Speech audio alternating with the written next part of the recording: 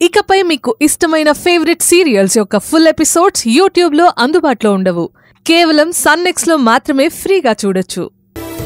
మీరిద్దరూ నిజమైన భార్యాభర్తలు కాకపోవడమేనా?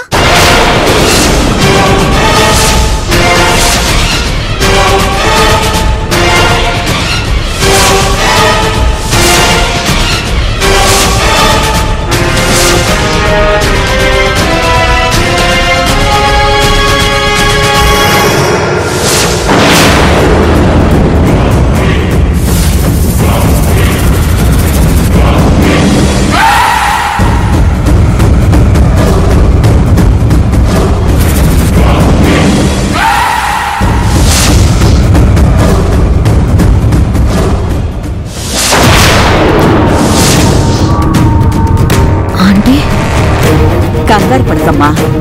నీకు నిజం తెలుసా? ఎప్పుడో తెలిసిందమ్మా. తెలిసి మాపై ద్వేషం చూపించకుండా ఇంకా ప్రేమని చూపిస్తున్నారా?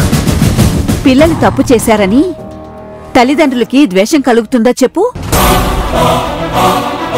కాకపోతే మిమ్మల్ని మేము ఇంతలా చూసుకుంటే మాకే అబద్ధం చెప్తారా అని అప్పటికప్పుడు కాస్త ఆవేశం కలిగిందమ్మా. కానీ అప్పుడే మీ ఇద్దరు పిల్లలు ఉన్నారే, వాళ్ళ మాటలు విని మా ఆలోచన మారిందమ్మా.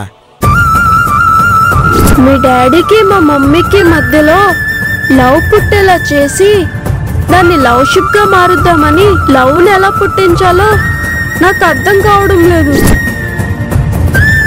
నాకు మీ నాన్నే నాన్నగా కావాలి.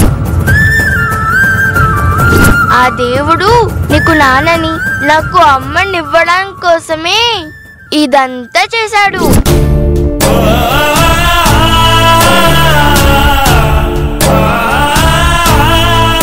దేవుడు కొన్ని బంధాల్ని ఎందుకు దూరం చేస్తాడో తెలియదు, కొన్ని బంధాల్ని ఎందుకు దగ్గర చేస్తాడో తెలియదు.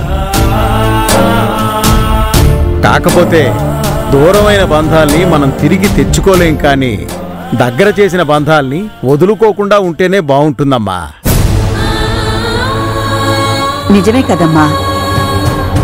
దేవుడు అలా దగ్గర చేసేది కూడా ఆయన చేసిన లోటుని పోడ్చడానికి.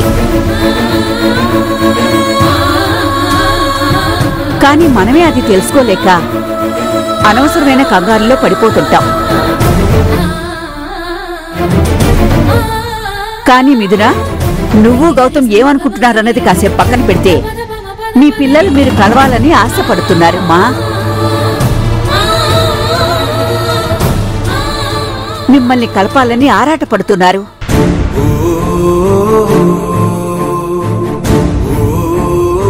జీవితాంతం మీరే వాళ్ళకి అమ్మా నాన్నలుగా ఉండాలని కోరుకుంటున్నారు.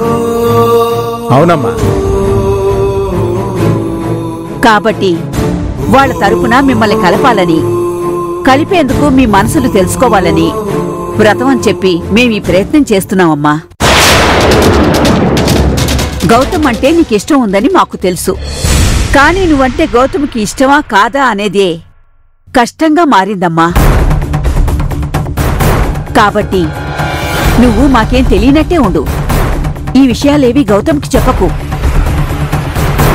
ఈ ప్రయత్నాన్ని ఇలాగే కొనసాగించి గౌతమ్ మనసుని తెలుసుకుందాం. అలాగే